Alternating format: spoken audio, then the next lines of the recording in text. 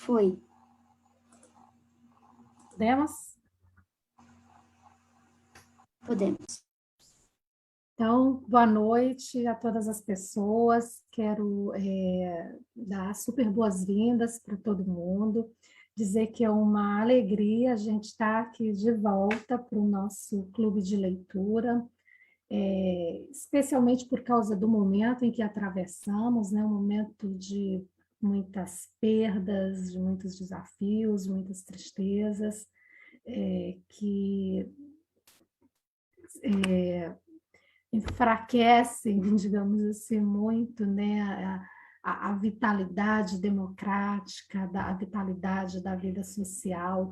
Então, a gente manter, garantir a realização desse nosso clube de leitura, né, num contexto com essas características, eu entendo que é um maravilhoso ato assim de resistência, né, de celebração, tanto da vida quanto dessa nossa vontade de saber, de aprender, de trocar e de dialogar. Esse é um pouco o espírito desse clube de leitura, que é patrocinado, que é promovido, né, a partir de uma iniciativa do Solar Cultural Maria Firmina, da Associação Brasileira de Educadores Marxistas, e que essas entidades, por terem uma visão e um projeto de que um processo de construção de um mundo melhor passa por intervenções diretas, cotidianas, e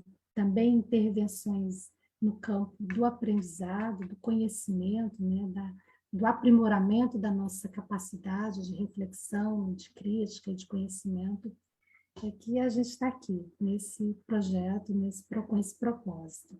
É um projeto que, a partir de uma lista formulada pelo professor Antônio Cândido, né, a gente tem 10 obras selecionadas como clássicas, como imprescindíveis para o conhecimento do Brasil, do processo de formação, né, das características e dos desafios colocados nesse processo. Nós estamos hoje na 7ª obra, isso também é um motivo de celebração, né, porque já percorremos uma longa estrada e certamente a conclusão dessa fase inicial de 10 primeiras obras muito provavelmente vai ser apenas um primeiro passo, uma primeira etapa de outros estudos e debates, de outras leituras, né, que virão. Então, é um negócio muito empolgante, é uma alegria estar aqui. Quero dar super boas-vindas para todo mundo, agradecer as presenças. Quero dizer que hoje a gente vai abordar uma obra que é muito importante, chama Coronelismo, Enxada e Voto, um livro publicado em 1949 pelo jurista Vitor Nunes Leal, e é uma obra que retrata, que reflete, aliás, sobre um momento inaugural da vida republicana brasileira, né? Aquela fase em que a gente faz uma opção formal, né? Uma opção jurídico-política no sentido de uma república e de uma democracia, e essa obra traz reflexões sobre as características e as vicissitudes que marcam esse processo. É uma obra muito importante, tanto para a gente compreender o contexto a que ela se refere, como é também importante para a gente pensar possíveis impregnações, né, dessa realidade, retratada como coronelismo, enxada e voto, para o processo mais amplo de construção da democracia aqui no Brasil.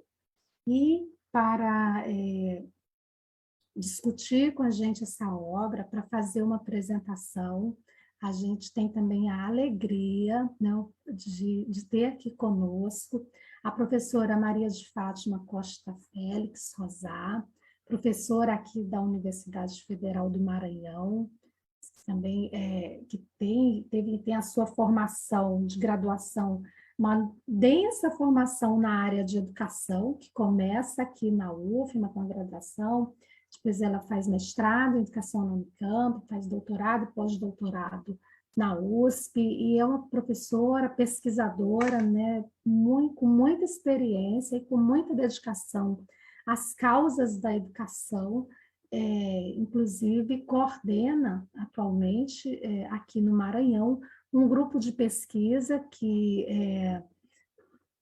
analisa, que discute, que estuda a educação,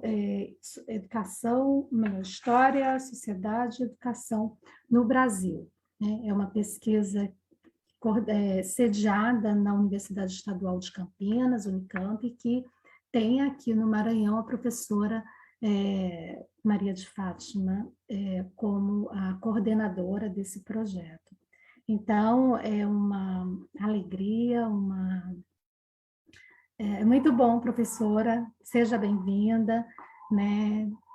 Já antecipo o agradecimento por compartilhar com a gente a sua leitura, o seu olhar sobre essa obra que, enfim, tem uma importância, né, grande para a gente pensar a política e a democracia, ou a falta da democracia, os limites da democracia aqui no Brasil. O formato desses nossos encontros, né, tem sido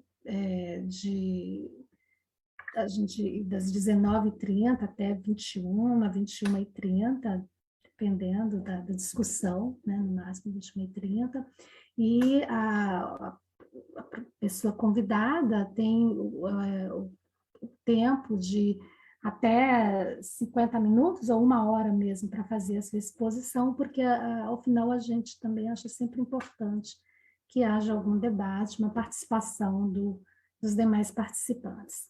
Então, quero, antes de passar para a professora Fátima, reiterar a alegria, né? Mais que um agradecimento e uma gratidão pelas presenças. É uma alegria poder compartilhar com vocês. E bom debate para todos nós. Professora Maria de Fátima, esteja à vontade para a sua exposição. Esqueci de dizer, gente, mas enfim, eu sou Arlete Borges, eu sou professora também aqui da UFBA, sou integrante e entusiasta aí do clube de leitura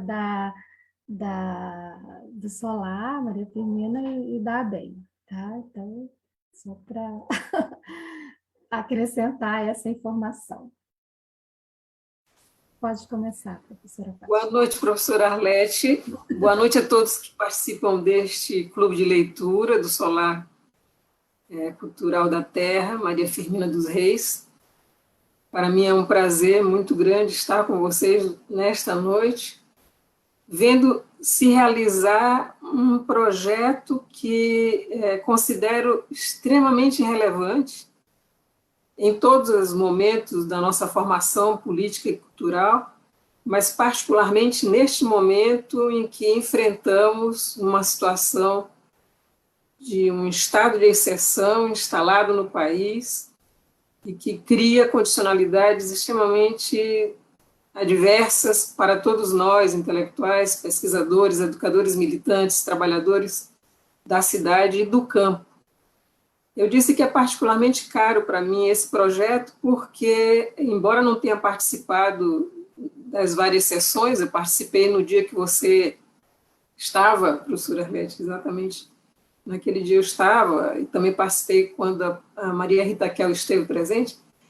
Enfim, é caro para mim porque justamente na primeira live do ano passado, de 2020, da ABEM, Associação Brasileira de Educadores Marxistas, eu estava fazendo a defesa da ideia de que nós tivéssemos, durante a pandemia, uma programação especial para todos, crianças, adolescentes, jovens, adultos, que fosse um programa de leitura intensiva durante o ano, sem que nos prendêssemos à ideia de uma prática de atividades remotas, com as dificuldades que estão evidentes para todos nós, não é?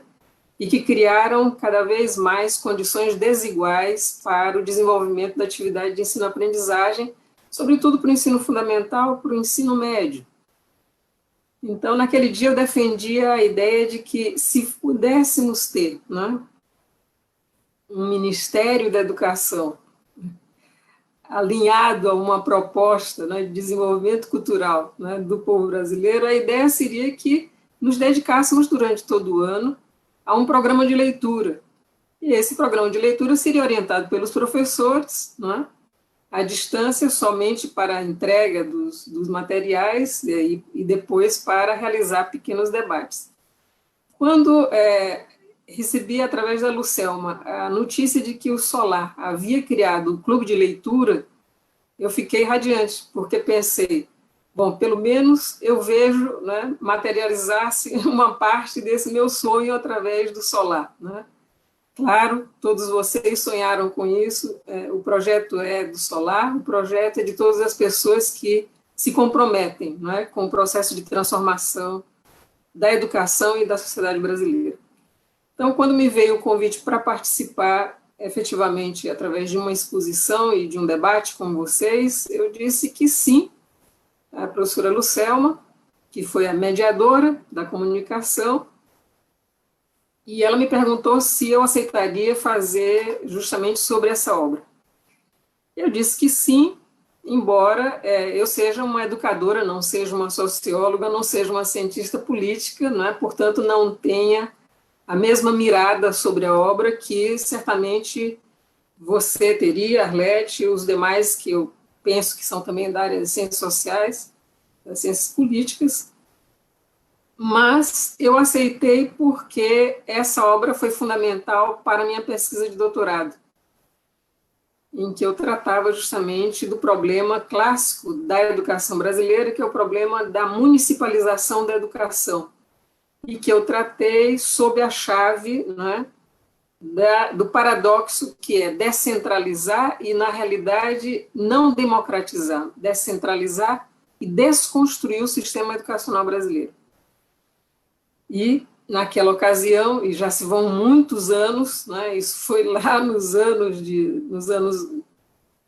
início dos anos de 1990, né, defendendo essa tese na Unicamp, eu tive que me envolver com essa obra na medida do que era possível, a minha leitura, né, dentro da perspectiva mais de quem vem da área da história da educação, né? Por falar em história da educação, só quero fazer um adendo para que todos saibam. Esse grupo de pesquisa ele tem uma coordenação colegiada. É o nosso modo de trabalho, né? Na realidade, eu sou uma coordenadora pela antiguidade, né? Pelo fato de ter criado o grupo aqui, constituído, organizado.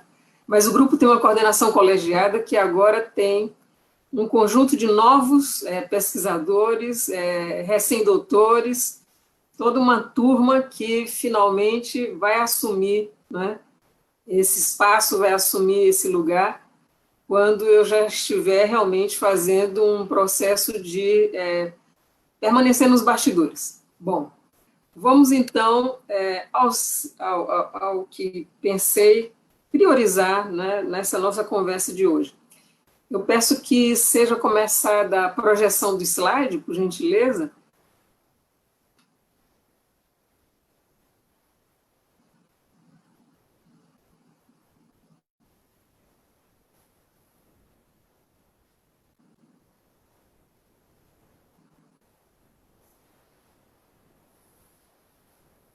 Bom, no primeiro slide eu só coloquei a capa original, não é, da tese, porque é um registro, né, imagético histórico, né? Foi em 1949, na realidade foi uma edição que não foi através de uma editora, né? Depois é que passou a ser reproduzido em outras modalidades, né, através de editoras, inclusive tendo uma tradução para uma tradução feita para o inglês, né? Mas enfim, era só uma questão mesmo de fazer o registro dessa imagem da capa original da tese, né, que foi justamente defendida para que ele pudesse assumir uma cadeira na Universidade, né, do Brasil, no Rio de Janeiro, na Universidade do Rio de Janeiro, tentando a cátedra de Ciência Política, não é? Bom, tudo isso vocês sabem, mas eu coloquei aqui também, eu não sei se eu posso, bom, passando, né,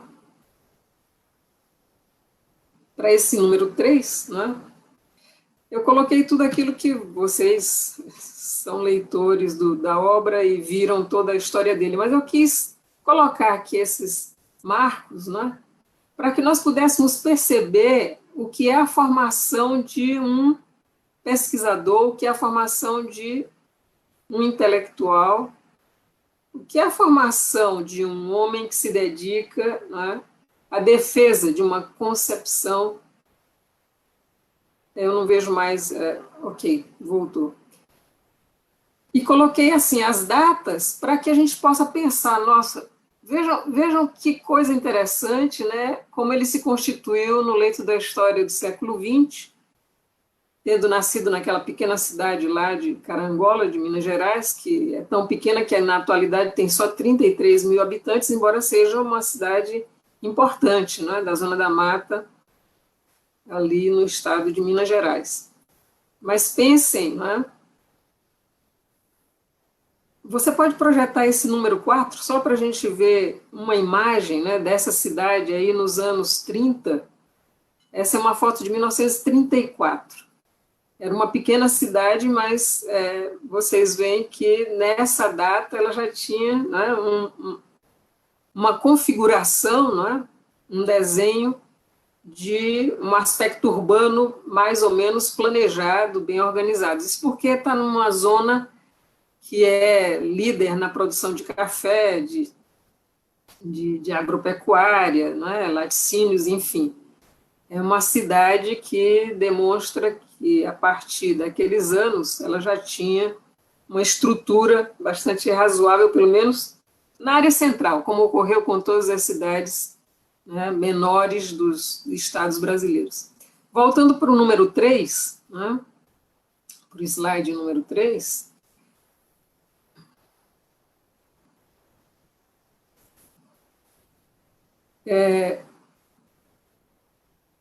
ele vai para o Rio de Janeiro, né, faz a sua formação, faz justamente essa tese, disputando uma vaga para a cátedra de Ciência Política. Vocês sabem, foi ministro-chefe da Casa Civil do governo Kubitschek, de 56 a 59, ministro do Supremo Tribunal Federal, de 60 a 69, e foi aposentado pelo AI-5, né? 13 de dezembro de 68, o AI-5, promulgado pelo governo militar, colocou, entre outros, ele e outros colegas, como Evandro Lins também, que foi colega dele no Supremo Tribunal Federal. Eu fico pensando como nós podemos nos pensar sendo atravessados pela história. Não é? Esse pesquisador, esse intelectual, né, nascido no início do século XX, morre em 1985, portanto, ele é atravessado por uma história de um país se constituindo na condição de uma república velha, né, uma república condicionada, né, pelo próprio modo como se fez a colonização do país, né, e tentando justamente se apropriar, né, de uma visão de mundo a partir de uma concepção liberal, a partir de uma defesa de um Estado democrático. Entretanto, ele acaba participando também, na época do governo Vargas, né, ele acaba participando também de um modo de funcionamento do Estado que não tinha muita ênfase, né, no caráter democrático. Né? Ele acaba contribuindo com Gustavo Capanema, depois é que ele vai para a Casa Civil, ser ministro-chefe da Casa Civil do governo de Juscelino Kubitschek. Mas é interessante que ele se envolve com Darcy Ribeiro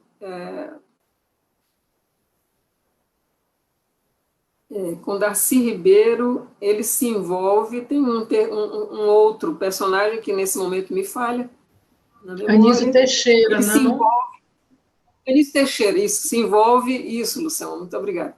Se envolve com a construção da concepção da UNB, da Universidade de Brasília, né?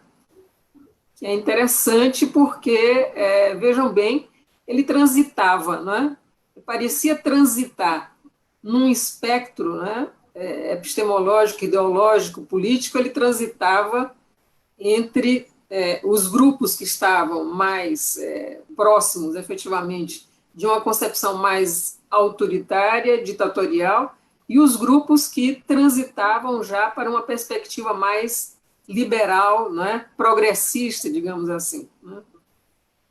Por essa razão mesmo, por ele ter transitado e ter se colocado mais, talvez, próximo desse outro ponto, né, mais liberal progressista, ele acabou sendo justamente atingido pelo AI-5.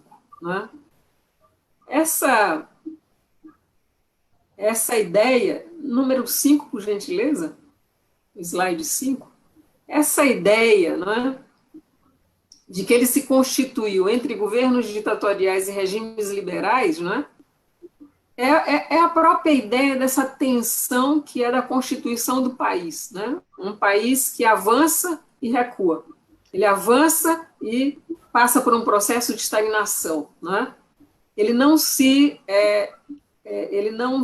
radicaliza no sentido da superação das suas raízes, né, mais profundas, que, claro, foram herdadas do próprio modo, né, como se fez o processo de exploração ultramarina de Portugal sobre as suas colônias. Né? Então, esse resultado, né, do próprio país e daqueles que viveram a essa época é o resultado dessa dicotomia, né, entre avanços e recuos. Né? Um processo de industrialização que se inicia, né, ainda ali nos anos 20, nos anos 30, né, e vai avançando, mas, ao mesmo tempo, vai permanecendo a estrutura original do país, a estrutura da concentração agrária, né, e da formação, né, de um tipo de político, né, de um tipo de agente político, de sujeito que acaba predominando, né, o setor político e econômico do campo, submetendo, claro, os trabalhadores rurais a um processo de dominação brutal que ele qualificou como coronéis, né? E é em relação a esse sistema que ele se preocupa, em relação a esse sistema que ele insiste em questionar, né? Um sistema que avança do ponto de vista da estrutura, né, de um país em processo de democratização, né, que mantém, por outro lado, né, uma restrição da participação da população rural, porque mesmo participando do processo de eleição, das eleições, essa representatividade, segundo Victor Nunes Leal, ela era, digamos assim, relativa e prejudicada, né, pelo processo de submissão dos trabalhadores rurais a esses grandes latifundiários, os coronéis, os donos da terra. Né? Então, eu coloquei que o contexto da obra, quer dizer, o próprio contexto da formação do Victor Nunes Leal é esse, de um liberalismo mesclado com ideologias que se aproximam ao fascismo, inclusive como ocorreu de fato, né, na ditadura Vargas, né, com a emergência de um pensamento muito próximo do fascismo através do integralismo. Né? Então, esse contexto da obra, esse contexto da formação do nosso autor, Victor Nunes Leal. Você pode passar o sexto? E aí, eu estava pensando, né? É uma geração de intelectuais, né, a grande maioria desse período é dedicada à área do direito, né? Começavam a se colocar, né, as primeiras produções também das ciências sociais, né? E o que eu consigo perceber no caso do Victor, como também no caso do Sérgio Buarque de Holanda, né, e de outros, é que existia uma tendência ao ecletismo nessa primeira metade do século XX, né? São autores, como é o caso do Nunes Leal, né, dedicados a uma pesquisa, à busca de compreensão da realidade, tentando analisar as várias dimensões, né? No caso do Nunes Leal, assim como aconteceu com o Sérgio Buarque de Holanda também, a busca era por compreender essa realidade a partir da dimensão jurídica, psicológica, cultural, econômica, né? Para entender o que ocorria efetivamente como elementos que determinavam a condição da sociedade e do Estado nesse contexto entre a Segunda e a Terceira República, não é? Ele cultivava a ideia de uma democracia liberal, claro, não é? Ele, na sua formação, esteve mais próximos, não é, dos que foram seus docentes lá na Universidade do Rio de Janeiro, dos que foram seus professores, também nessa mirada liberal, e diz o Zé Murilo de Carvalho, né, nesse prefácio que foi escrito para a 7ª edição, que ele podia ter sofrido alguma mordida marxista. Foi muito interessante essa expressão, né, porque ele poderia ter, de algum modo, sido exposto, né,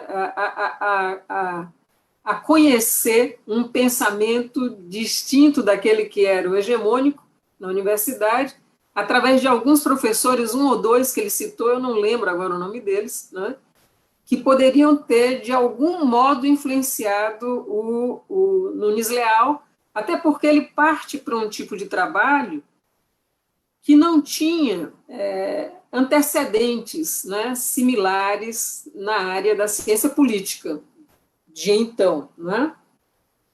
E é aí que ele realiza uma pesquisa inovadora, né, e vai se debruçar sobre fontes primárias, fontes secundárias, vai se dedicar a buscar os dados, né, as estatísticas, estabelecer comparações entre regiões, etc., não é?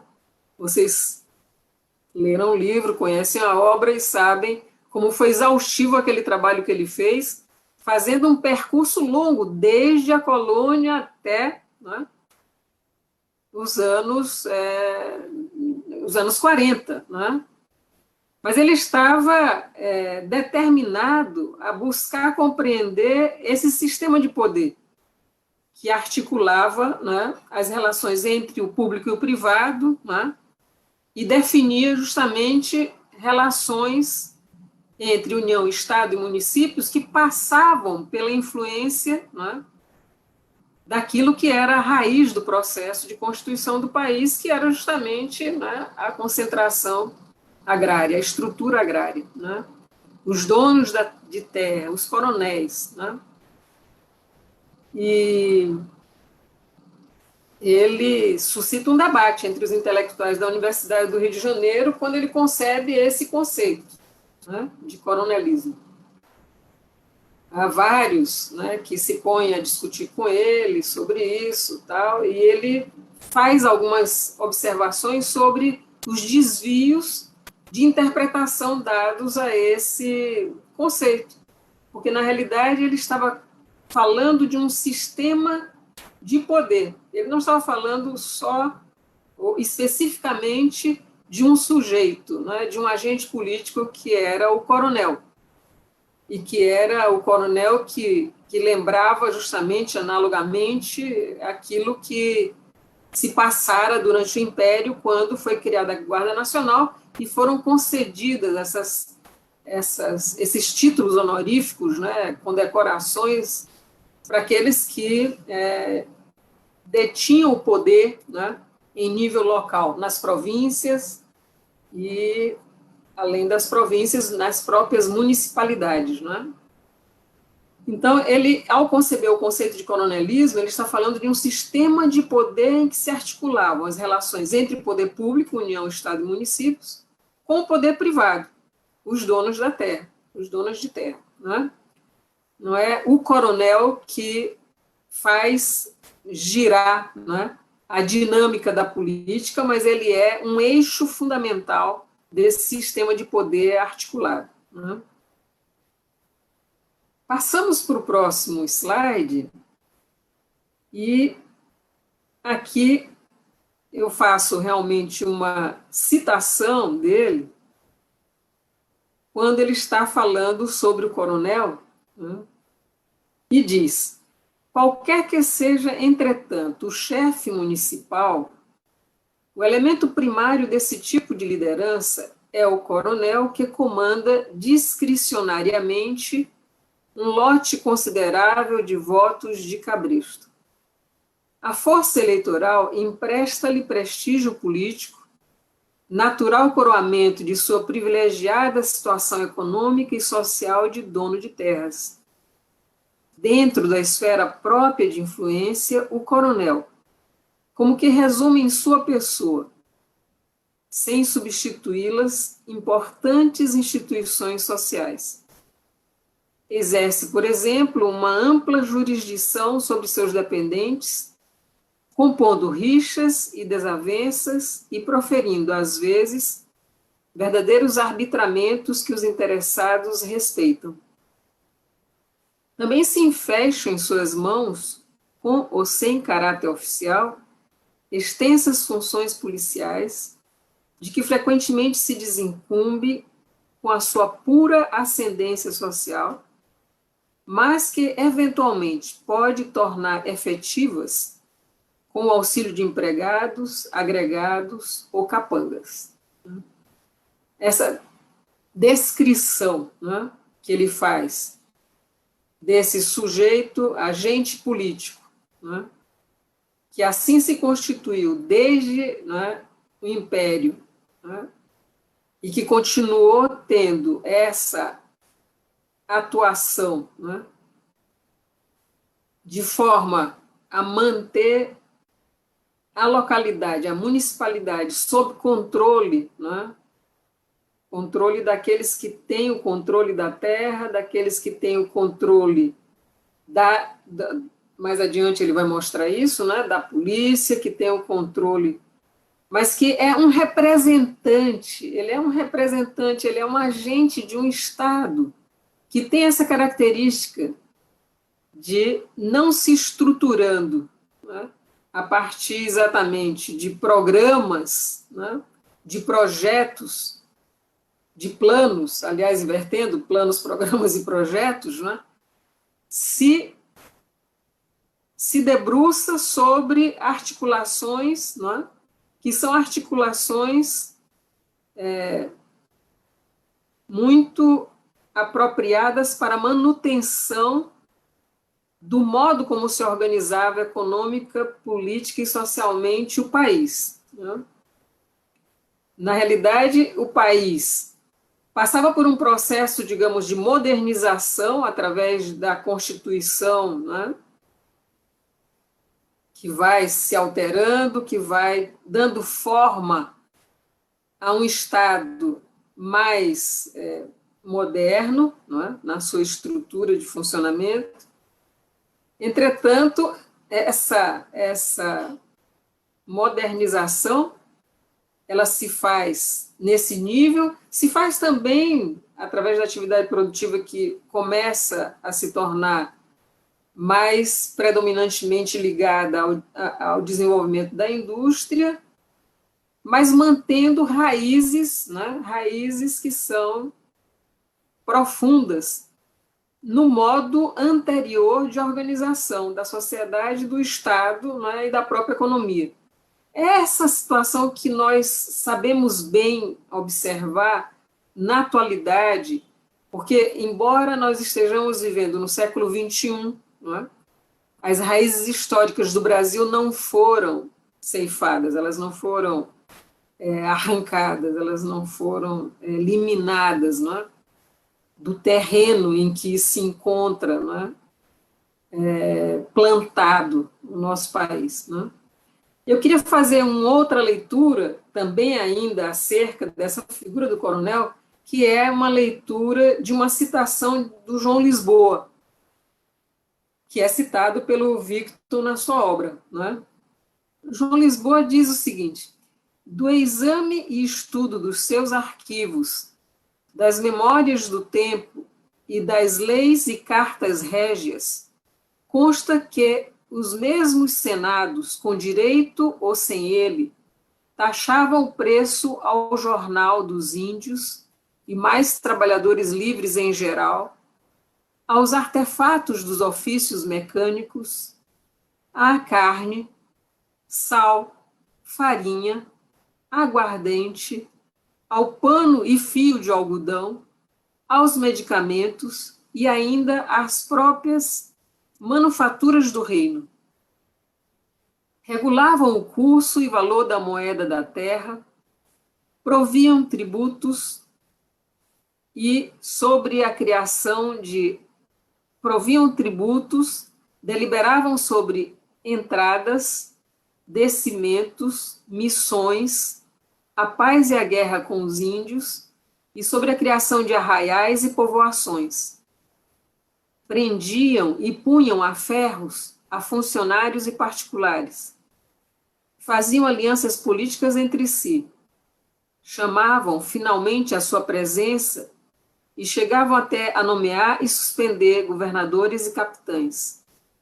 Esta vasta jurisdição exercitavam-na só por si nos casos de somenos importância. Nos mais graves, porém, convocavam as chamadas juntas gerais, nas quais se deliberava a pluralidade de votos da nobreza, milícia e clero. É tão forte, né, essa descrição, e tudo nós sabemos, pelo que estudamos da história, né, e pelo que vivemos também no presente, né, a força extraordinária, né, que os poderes constituídos têm na sua configuração numa sociedade capitalista, né, seja desse capitalismo, né, anterior, seja do capitalismo na sua forma atual, né? O capitalismo hegemônico, sempre, sob todas as suas formas, né? Desde a sua emergência. Voltando ao Victor, né? No slide número 9, eu começo a fazer aí algumas indicações daquilo que eram, assim, que eu trouxe para a nossa roda de conversa, né? Ideias centrais dos capítulos. É óbvio que o modo como ele organizou o livro e o modo como ele se debruçou sobre todo esse conteúdo, desde o Império até os anos 1940, ninguém pode fazer, né, nem ousar fazer nenhuma síntese, né? Eu não ousaria, de modo algum. Mas aqui eu vou fazendo algumas pinceladas, né, sobre as ideias centrais dos capítulos e aquilo que tem, né, consequência para o que pode ter consequência para o nosso debate, né? Então, no primeiro capítulo, que ele não chama de capítulo, né, eu coloquei aí primeiro capítulo para mim mesma, ele colocou as indicações sobre a estrutura e o processo do coronelismo, né? E aí ele diz que coronelismo, como resultado da superposição de formas desenvolvidas do regime representativo a uma estrutura econômica e social inadequada, coexistência do exorbitante poder privado como um regime político de base representativa. Na realidade, é interessante que se vá fazendo a leitura e compreendendo, não é, que ele não tinha, não é, ferramentas, não é, de análise suficientes para compreender que não haveria um regime representativo, de fato representativo, fosse naquela estrutura econômica, né, ou fosse numa outra estrutura econômica. Claro, quando na realidade nós sabemos que não se separa a economia da política, não é?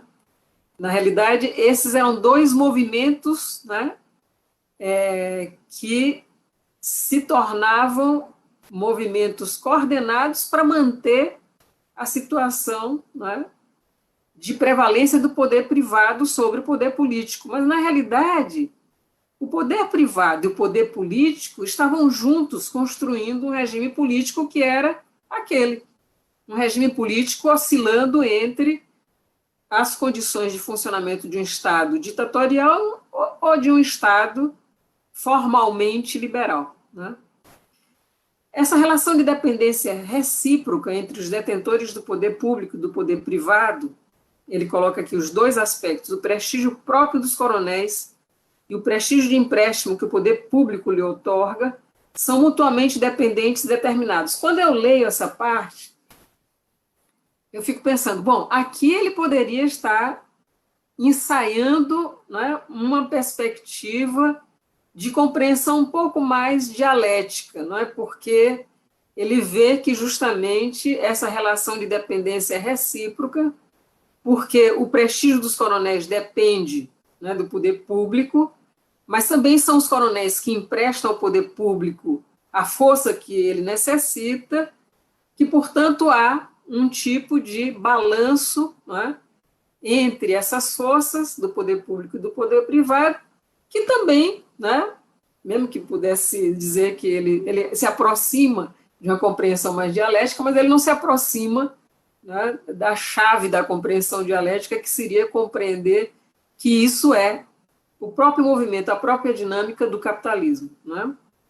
E que, portanto, não é com um ajuste em termos constitucionais, ou não é com um tipo de, vamos dizer, reparação das condições de desenvolvimento no campo, que vai se solucionar o problema que está posto, que é a fratura original, estrutural da sociedade capitalista. Bom, aí ele fala da falta de autonomia dos municípios, que é compensada pela relação dos governadores com os líderes dos partidos locais que integram sua base de apoio, ou seja, né, quando, na realidade, os municípios vão se afirmando, depois de terem sido reconhecidos, depois de terem sido até incluídos, mais adiante vamos ver, no processo de partição, de compartilhamento dos impostos, etc., mas continuava a acontecer, de fato, um processo em que, quando o poder se descentralizava, né, ele se descentralizava do governo central, do governo federal, mas estava justamente compensada essa descentralização com com o predomínio dos governadores, né, controlando também, né, os municípios, e controlando os municípios através dos próprios líderes dos partidos, né, em nível local, né. Essa articulação que nós conhecemos tão bem, que continua acontecendo no Brasil, não é? No Brasil de outrora, no Brasil da atualidade, não é? Que é justamente essa articulação que, para além dos entes federados, não é? Na sua constituição jurídica, constitucional, etc., né? Vai justamente fazendo girar uma outra dinâmica que está à parte, né, das leis, está à parte das constituições da burocracia do Estado, né? Passando para o próximo slide, ele vai continuar tratando dos municípios, né? E ele vai resgatar as atribuições municipais, né, ao longo da história do Brasil toda, né?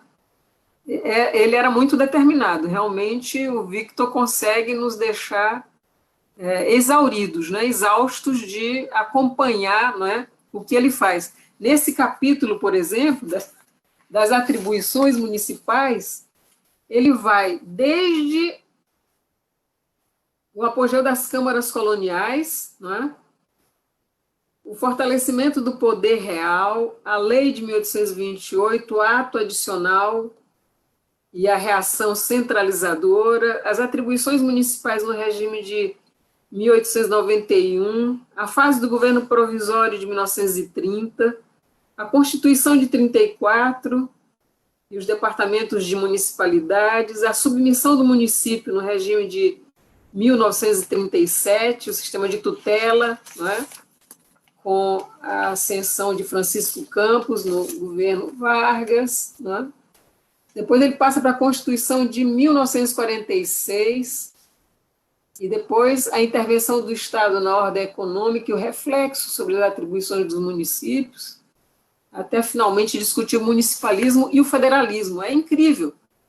Para qualquer estudioso que pretenda justamente fazer esse tipo de imersão na história, né, por essa via, eu diria que é fundamental recorrer ao Victor Nunes Leal, porque realmente ele vai detalhando, né, toda a documentação e ele vai mostrando o movimento de marcha e contramarcha através das constituições, através, né,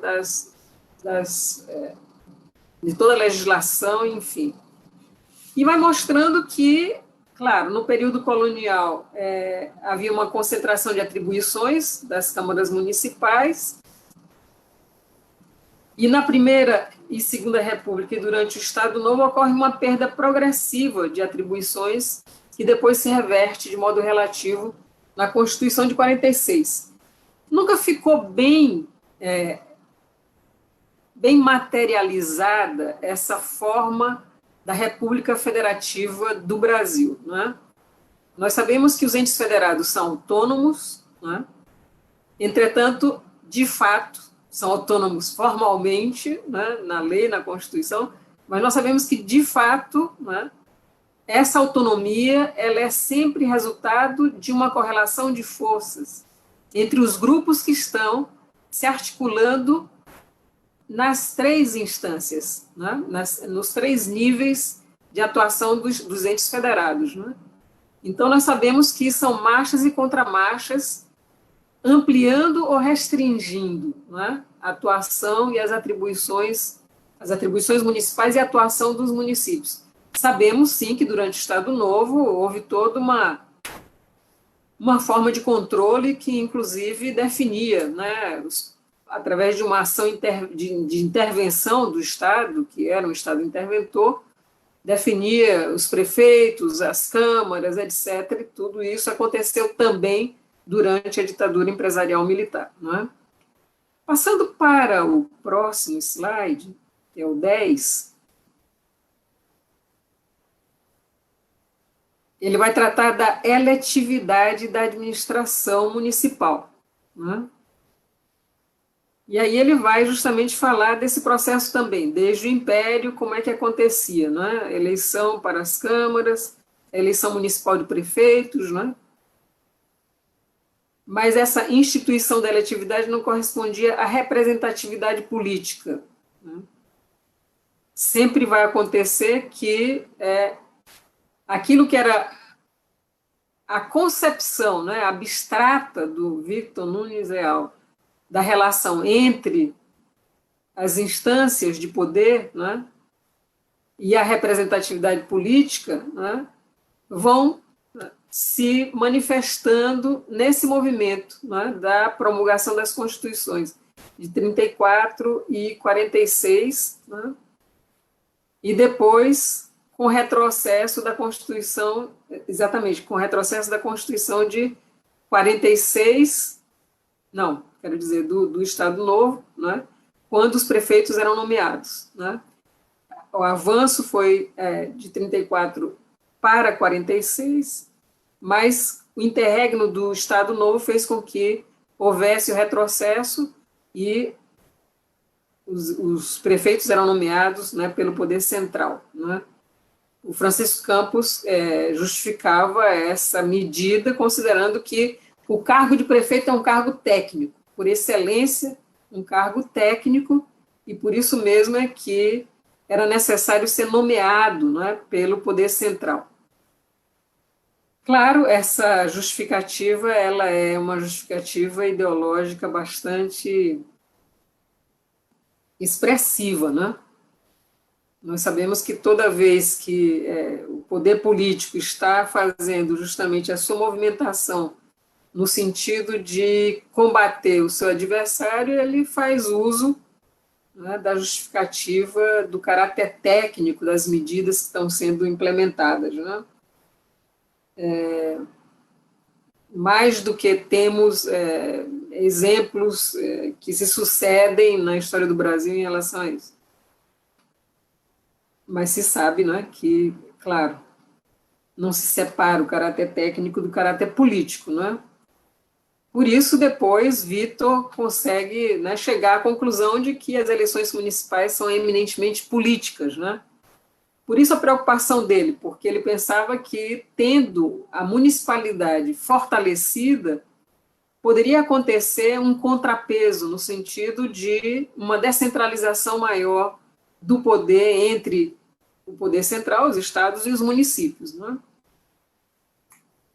No slide 11, 11º, aí ele vai colocar toda a situação de penúria pela qual os municípios sempre passaram, considerando que essa descentralização, né, no sentido administrativo, no sentido mais burocrático, né, em alguma medida no sentido político, não correspondia a essa descentralização também um compartilhamento dos recursos de forma que os municípios pudessem fazer face às necessidades que eram prementes, né, considerando que havia predominantemente a população na zona rural, né, onde os benefícios, né, relativos à infraestrutura, à oferta de serviços, era muito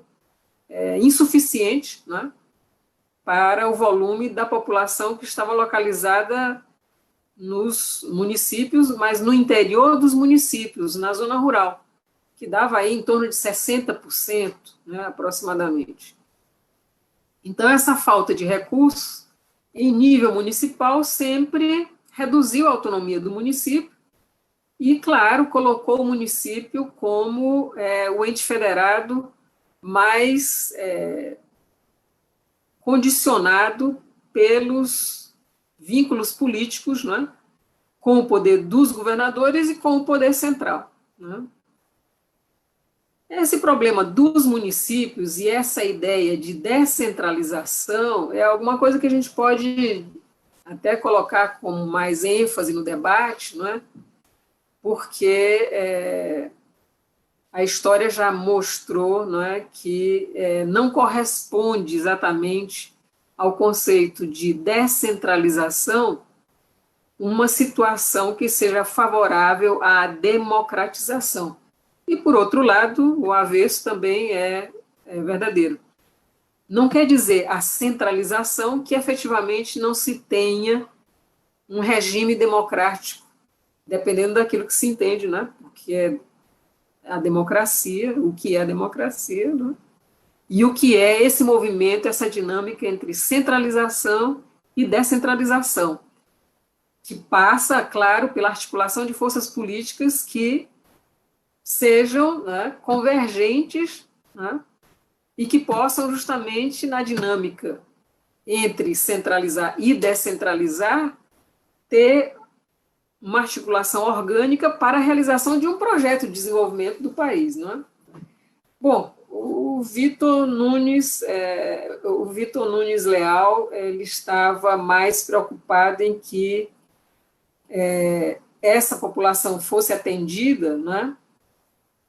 E quando existe uma certa ampliação de recursos para os municípios, em benefício da ordem rural, ele diz que, bom, esse princípio de descentralizar mais recursos não estava ligado ao reconhecimento efetivo da importância da municipalidade, mas dizia respeito ao fato de que, com a industrialização com a modernização da economia, era necessário ampliar, claro, o mercado de consumo. E para ampliar o mercado de consumo, teriam que ser incluídas as populações rurais, óbvio, né? Sem recursos, né? Sem condição de trabalho, sem condição de renda, não há condição de consumo e, portanto, ali haveria um tipo de trava, né, para a expansão do próprio capitalismo no país àquela altura. Vamos para o slide número 12, o 12º, quando ele está falando da organização policial e judiciária. E aí ele faz o mesmo percurso, nós já sabemos, ele volta para a colônia, né, e vem até 1946, né, mostrando como essas atribuições administrativas, judiciárias e policiais estavam na mão das mesmas autoridades, né, no período colonial. Portanto, se reafirmava a prepotência do senhorato rural, né? É aí que ele trata também da questão histórica da Guarda Nacional, né? No Império, ocorre uma centralização de poder no governo central, transferindo-se as funções do nível local para o nível central, sem que a polícia e o judiciário deixassem de ter o controle dos coronéis pela mediação dos partidos dominantes. E na República, a polícia torna-se instrumento de controle dos governos estaduais, e o judiciário vai se autonomizando, né? Vai se garantindo uma certa autonomia para o poder judiciário. Entretanto, nós sabemos que tanto o aparato policial como o sistema judiciário estão intrinsecamente relacionados também com as forças políticas, seja em nível federal, seja em nível estadual, seja em nível local, né? Mas ele mostra que a estrutura, de algum modo, né, se modernizava, saindo da centralização completa na mão do senhoriato rural, na época da colônia, até chegar, né, à Constituição de 46, quando vai se dando uma certa autonomização, passando para, né, a estrutura do Estado moderno, digamos assim, no Estado da Terceira República, depois da Terceira República, né? Da Segunda para a Terceira República.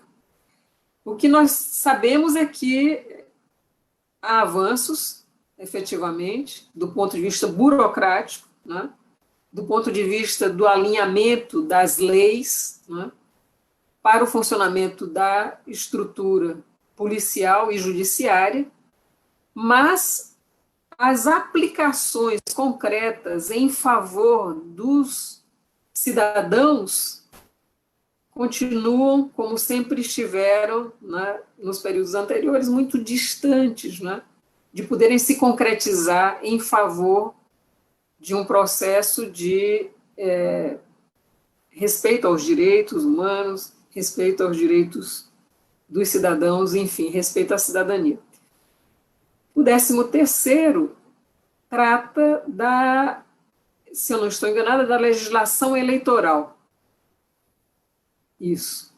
Ele já está no 6º capítulo, falando dessa legislação eleitoral, e ele vai esmiuçar todas as leis promulgadas, né, após a independência. Ele analisa os códigos eleitorais de 32, 35, a Constituição de 46, né? E aí ele põe o dedo na ferida, né, daquele momento, dizendo que a fraude, né, era um império, era um flagelo no Império, na Primeira República, e mesmo nos períodos posteriores, apesar do aumento de contingente de eleitores e do aperfeiçoamento do sistema eleitoral. Mas ele diz também que não é a fraude o principal mecanismo de falsificação da representatividade política no Brasil, mas a permanência do fenômeno da reprodução do coronelismo. Na realidade, Victor está dizendo que a explicação do fenômeno está no governismo dos chefes locais, na sujeição do eleitorado no interior, especialmente na zona rural, pelo domínio dos mesmos chefes, como efeito da estrutura agrária mantida, submetendo o trabalhador do campo à ignorância e ao desamparo.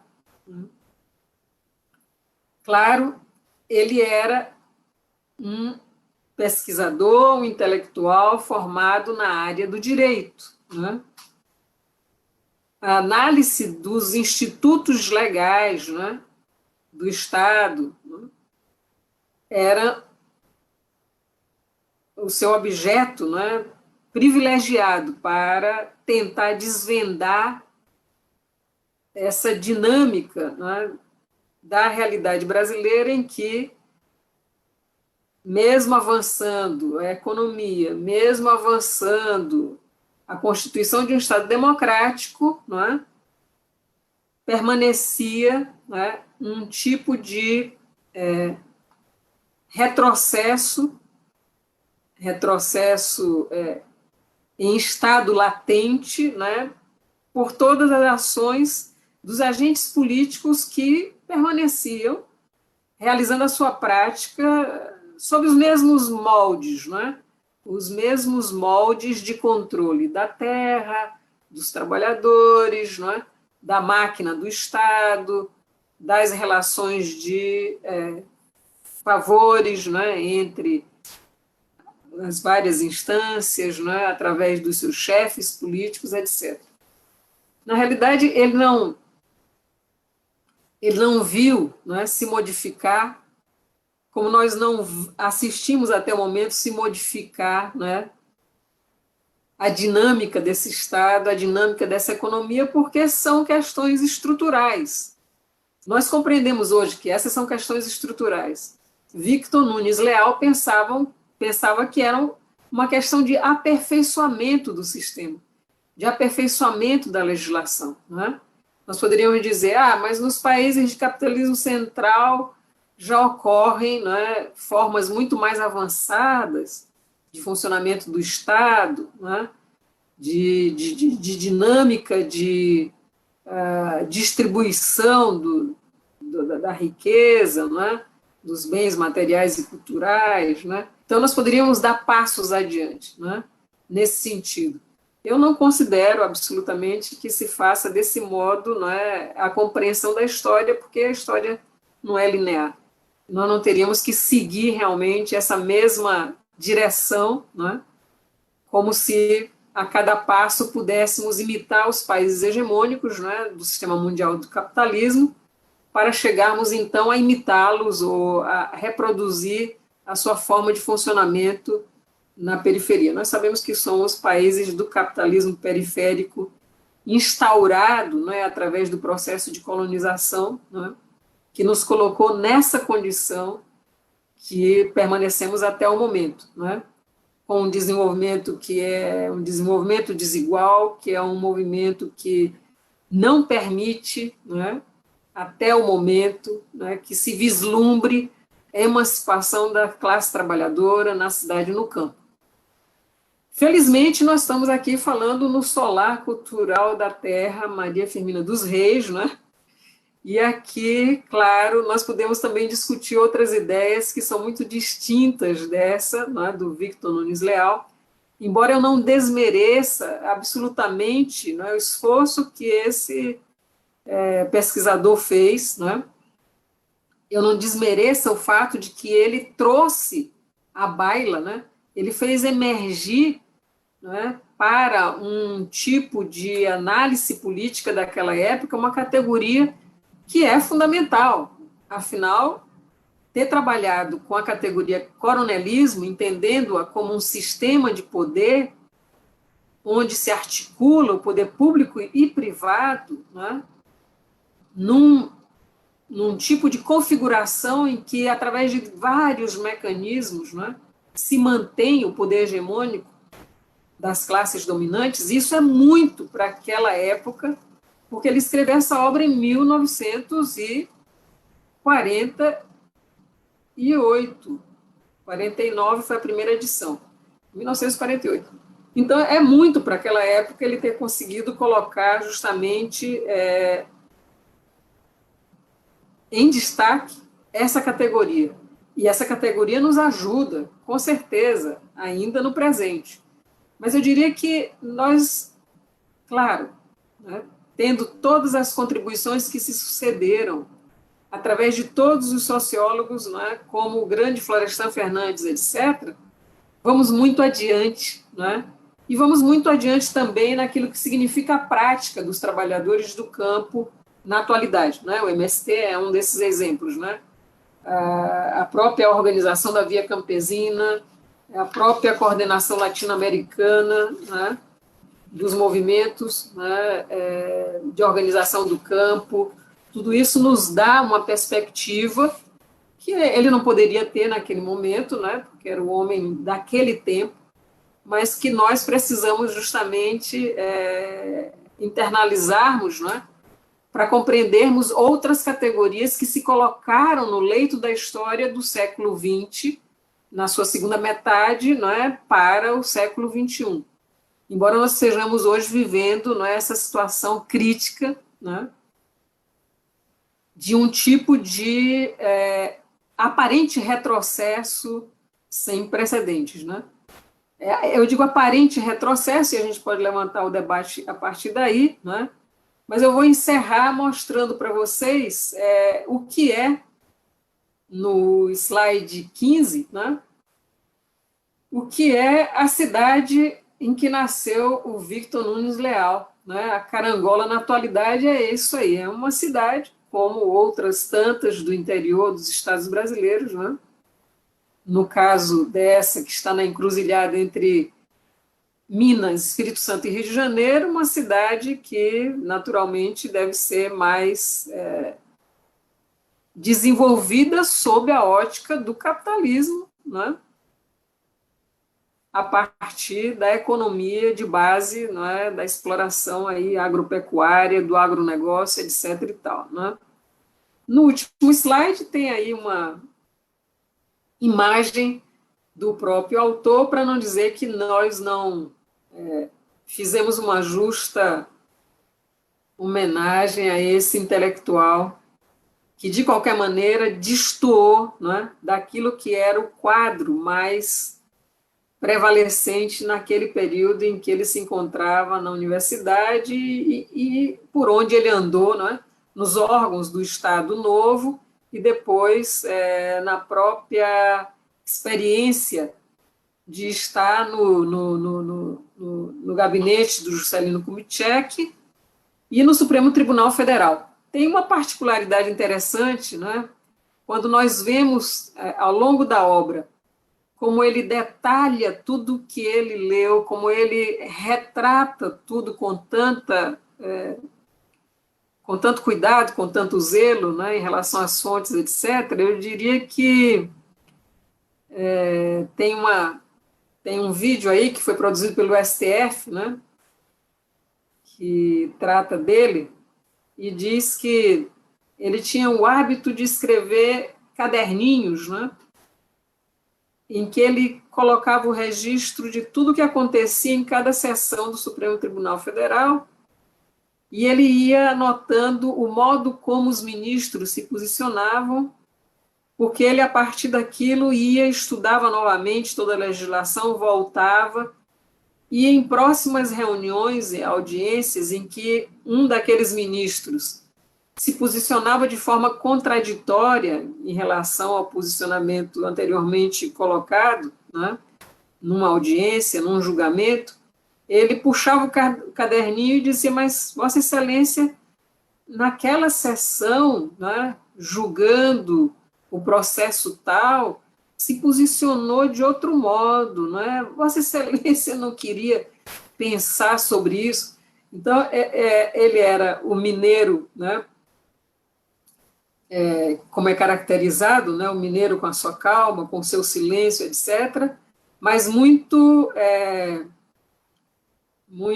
investigativo, né? Muito observador, e bastante pertinente nas observações que fazia os seus colegas. Então, todo mundo ficava meio cuidadoso, não é? Porque sabia que ele ia fazer, com certeza, observações se houvesse um tipo de dança, né?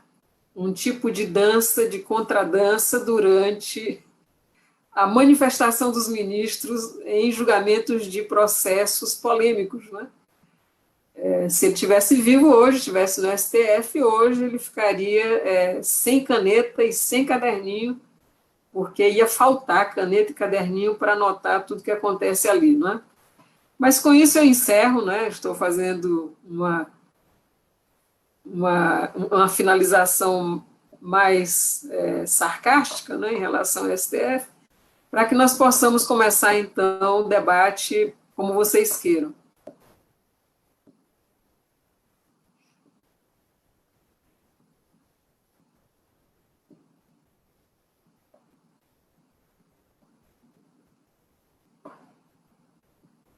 O microfone é LED. Arete, o seu microfone. Isso. Eu estava agradecendo efusivamente a fala da professora Maria de Fátima, muito instigante, né? E agora a gente já são 21 horas, mas com certeza um monte de gente quer dizer alguma coisa, né, sobre esse texto. Então a gente vai abrir, eu própria quero fazer umas ponderações, mas eu quero sugerir o seguinte, que a gente faça uma rodada por causa do tempo e depois passa de volta para a professora Fátima comentar, reagir às falas, tá certo? Eu começo, alguém quer falar logo? Thaís Godoy se inscreveu, mas acho que pode começar com você depois a Thaís. Eu não estou coordenando, mas só para avisar que talvez você não esteja vendo o Não, não estou mesmo. Obrigada, obrigadíssima, Marcela. Então, eu acho muito pertinente a fala que situa esse caráter inovador e pioneiro da obra do Vitor Nunes Leal. Acrescentaria um aspecto que eu acho muito tocante na obra, que me chama a atenção, Fátima, que é quando ele diz assim, aquele homem lá do campo, né? Ele chama às vezes o roceiro, o trabalhador rural. Claro que o coronel tem um poder punitivo e coercitivo de pressão sobre ele imenso, mas nem tudo é pressão ali, nem tudo é coerção. Ele age para o coronel, pelo coronel, mas também com o coronel. E tem uma frase que eu acho lapidar dessa relação, que ele diz assim: apesar de tudo, não obstante todo o sistema de opressão, o coronel ainda é a única pessoa ou único esteio que aquele trabalhador rural possui na sua obscura existência. Né? Tal é o estado de abandono, de desamparo em que a nossa população estava colocada, e diga-se de passagem, a parte imensa da população, porque esse é inclusive um dos dados do seu trabalho, do Vitor Nunes Leal, e por que a situação nos municípios e nos pequenos municípios é mais dramática, por causa, inclusive, não apenas a superconcentração fundiária que persiste, mas também o fato de termos, àquela altura, uma população muito majoritariamente concentrada na zona rural. Esse é um ponto. O outro ponto é que eu concordo com você, Fátima, que assim, ele não tem preocupações anticapitalistas, né, revolucionárias, o liberalismo para ele já estava de bom tamanho. Apesar de que na própria trajetória dele, que você marcou bem aí as flutuações, as modulações, ele veio no crescente, né? E ao final da vida ele já era um radical ativista, né? Contra a ditadura, um militante da OAB, alguém que ajudou a trazer a OAB, né, para essa luta abaixo da ditadura. Mas, independente assim, até das convicções ideológicas dele, eu penso que aí eu vou olhar mesmo pensando nas instituições políticas, que é uma questão que me toca assim, muito de perto. Eu concordo com você que no Brasil nós temos esse legado de fraturas até hoje não resolvidas, essa coisa ali, o arcaico e o chamado moderno, a condição de independência ou de colonialidade, antes não existe também independência ou colonialidade, público e privado. Mas nesse público e privado, eu penso que a obra, para mim, um dos pontos assim, mais instigantes dela é que ela, que inclusive à primeira vista, aparece ou ressoa por causa desse nome, inclusive, por causa da coronelismo e tal, remete ao campo, à zona rural, não sei o quê, ela tem a aparência de uma superposição do poder privado sobre o poder público, quando, na verdade, o que estava se colocando ali, que ele descreve, é um esforço no sentido contrário. Porque o que era o Brasil daquela época? Um fazendão, que o Estado, o chamado poder público, não conseguia chegar na porteira da fazenda. Né? Então, havia sim, né? Você já é liberal, é conservador, vai manter as coisas do jeito que estão, certamente, ou em parte, pelo menos, mas que havia sim um esforço no sentido de vertebrar o poder público, que até então era inexistente. Eu acho isso muito forte na obra do Vitor Nunes Leal, né? E penso, inclusive, que a remanescência do poder privado na figura dos coronéis, ela permanece quase como uma, não é somente uma aquiescência, porque, como você bem demonstrou, era um sistema de interdependências, né? O poder público, digamos assim, as instituições ditas liberais e tal, elas não poderiam se sustentar ainda sozinhas sem o poderio do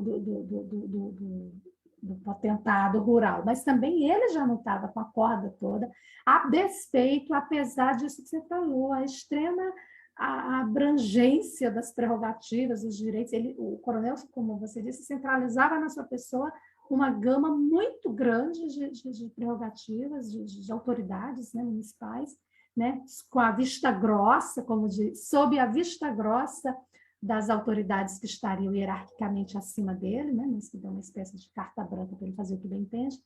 Mas ali eu acho que já era uma relação de apequenamento do poder privado, pelo menos nos moldes tradicionais, e de robustecimento, de fortalecimento do poder público. É uma ideia que me ocorre da obra. E a última, juro, porque é o seguinte, o próprio Vitor Nunes Leal, apesar dele falar também da questão de reprodução do coronelismo, né, mas não sei nem se é do... vou botar em xeque essa frase, porque o que a leitura, assim, acho que hoje é muito, quase assim, não é consensuada, mas tem um acordo, né, bastante amplo no sentido de que o coronelismo é um fenômeno datado, que foi uma coisa lá da Primeira República. Ainda que a estrutura agrária de hoje seja tão concentradora e perversa como a de lá. Mas por que era datado? Porque o coronelismo, você bem demonstrou, não era só o mandonismo do coronel, era um sistema que incluía, destacadamente, por exemplo, o isolamento completo daquela população. Né? Em todos os sentidos, isolamento físico, isolamento de comunicações, era só o coronel, era analfabeto, não tinha outra janela para o mundo que não fosse o coronel. Né? Com a urbanização, com o incremento, assim, os trancos e barrancos da educação, né? Digamos assim, com o avanço dos meios de comunicação, isso vai criando condições de impossibilidade, né, de sobrevida do coronelismo naqueles termos em que, pelo menos, o Vitor Nunes Leal descreve. Enfim, são umas questões que eu queria deixar para o debate, e é isso. Agora é a Thaís. Oi, pessoal. A minha internet caiu, vocês me ouvem bem? Isso, ótimo, Thaís. Queria agradecer a professora, né, Maria de Fátima Félix, né, pela belíssima apresentação. E é que daí nos abre, né, muita reflexão, né, quando outra pessoa apresenta e sabe, né, sobre o assunto. Professora, eu fiquei bem interessada quando você falou da municipalização, porque quando eu estava lendo o livro, eu também escrevi na minha tese sobre isso, que eu pesquiso sobre a privatização da educação, e eu estudo os municípios do Paraná. O que eu consegui identificar, e eu queria perguntar para você agora, se tem relação, né? Qual que existe uma atualidade dessa obra do Vitor Nunes Leal? nós sabemos que ela foi escrita, né, nos primeiros 50 anos ali do século XX. Contudo, a gente sabe que tem resquícios, eu não sei se é muito forçado afirmar isso, mas quando ele fala que o município ele tem uma receita, né, baixa, o que a gente vai perceber hoje na educação? Os municípios são os maiores responsáveis, né, pelas séries iniciais da educação infantil. A educação infantil tem a maior demanda, né, no Brasil, e a primeira etapa da educação infantil não é obrigatória, que é de 0 a 3 anos e fica como responsabilidade do município, e tem um valor aluno-ano muito maior que as outras etapas. E aí o município tem a menor arrecadação, com exceções de alguns no Brasil, né, mas a maioria deles tem pouca arrecadação se comparado à União, principalmente, mas é ali que vai estar a política pública de fato implantada, porque é ali que precisa da escola, precisa da saúde, né, precisa dessas questões. E aí, pensando a Secretaria de Educação, o que a gente vai perceber? O Vitor ele vai falar em algumas partes que muitos cargos públicos, né, a gente consegue galgar porque um vai conhecendo o outro. Aí misturou a questão do patrimonialismo com o nepotismo, com, né, apadrinhamento, e eu consegui perceber, né? Eu queria saber a sua opinião sobre isso, que eu estou enrolando demais, porque é muita coisa para falar. Os cargos municipais, vamos pensar ali na área da educação, né, que é a nossa área, muitas vezes a gente não consegue ter uma efetividade da política e de ser firme no argumento, porque a gente está com um cargo de confiança que é associado a um deputado, né, sei lá, do estado do Paraná, que é associado ao prefeito, e eu pensei nisso, né, é uma obra que ele escreve lá, né, décadas atrás, mas que tem esse resquício hoje, né, daí eu queria também saber de você a relação do patrimonialismo com o coronelismo, se dá para a gente fazer uma associação. Obrigada. Ok, Thaís. Agora é Célia.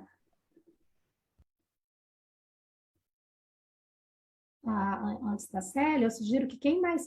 Já temos a Lucelma, né? Quem mais? Isso, só. Se alguém mais quiser falar, se inscreve durante a fala da Célia, para não acumular muito para a Fátima e para a gente visualizar aqui o tema. Fala, gente, eu vou ser bem breve hoje. Mais um comentário, eu queria agradecer a Fátima por essa exposição, né, tão clara e completa dessa obra que, se foi publicada em 1949, né, mantém aí questões tão atualizadas, né, na realidade brasileira, porque, como diz o Vitor, o coronelismo é um sistema, né, ou uma estrutura de relação de poder, que se fortaleceu principalmente durante a República Velha, e eu diria a partir da República Velha, né? E como sistema, então, o Vitor já mostra no próprio título, né, como que funciona essa relação simultânea, enfim, dialética, desse sistema do coronelismo. Ele diz que a força do coronelismo é baseada na exploração, então, da enxada e na garantia do poder pelo voto, né? Claro que o voto de cabresto, do seu curral eleitoral. Então, o coronelismo, a enxada e o voto são indissociáveis, né? É uma imensa obra histórica, imensa mesmo, e ele apresenta, então, os fatores econômicos, políticos, jurídicos, financeiros, sociais, né? E a fraude eleitoral dessa estrutura de poder. E a gente fica pensando como tudo isso permanece de alguma forma, né, atualizada, isso não se alterou estruturalmente. Agora, eu estou vendo que a fraude eleitoral com certeza vai acabar, né? com o voto impresso aí, que vai acabar isso aí, então, Vitor, né?